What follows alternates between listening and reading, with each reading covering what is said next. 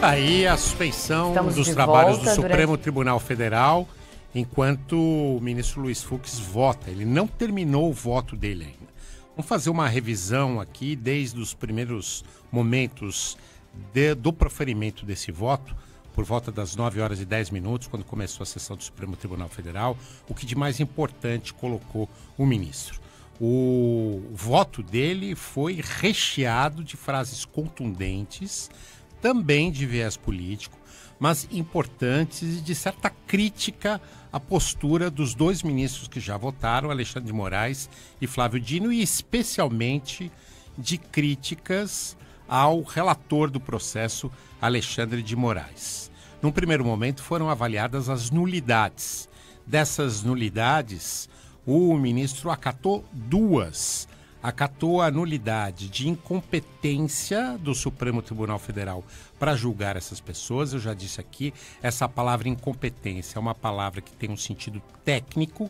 Ela significa que o Supremo Tribunal Federal não seria o foro adequado, segundo a lei brasileira, para julgar esses réus que são ex-ministros e o ex-presidente da República, que seria, segundo ele, segundo o ministro Luiz Fux, serem julgados num juiz de primeira instância ou pelo plenário do Supremo Tribunal Federal.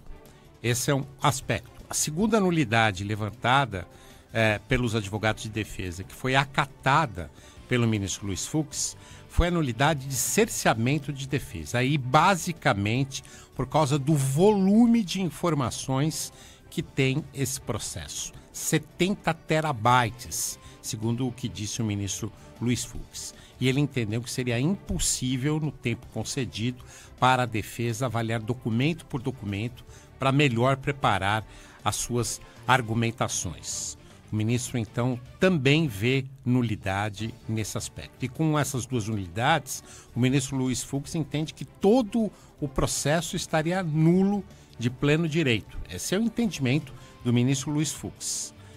Depois se avaliou também a delação premiada do ex-ajudante de ordens do ex-presidente Jair Bolsonaro, Mauro Cid. E nesse aspecto, o ministro Luiz Fux votou de maneira semelhante a Alexandre de Moraes e a Flávio Dino, entendendo que sim, que a delação é válida. Ele concordou com os dois ministros que o antecederam. E partiu, então, para uma avaliação de crime por crime a que são acusados os réus, começando com o crime de associação criminosa.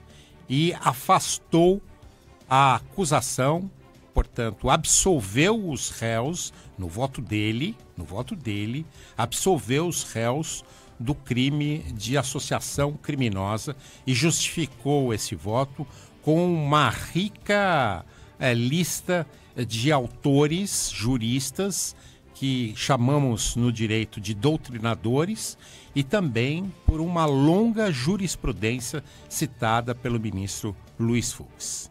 E, na sequência, fez uma avaliação também pelo crime de dano e de dano ao patrimônio público, também entendendo que não é o caso, segundo a avaliação do ministro Luiz Fux, esse crime tem que ser pormenorizado, ou seja, a pessoa tem que responder especificamente pelo seu ato. Muito resumidamente aqui, o fato é muito mais complexo do que esse, mas muito resumidamente aqui, tentando traduzir um pouco o juridiquês de hoje do julgamento, foi o que foi decidido até agora no voto do ministro Luiz Fux. O que isso implica? Por enquanto, implica apenas o voto do ministro Luiz Fux. 2-1 por enquanto nesses aspectos. Concordaram apenas na delação de Mauro Cid. No resto, eles discordaram, os dois ministros Flávio Dino e Alexandre de Moraes, do ministro Luiz Fux. Há ainda o voto amanhã de Carmen Lúcia e de Cristiano Zanin, e eles que vão indicar aí absolvição ou não.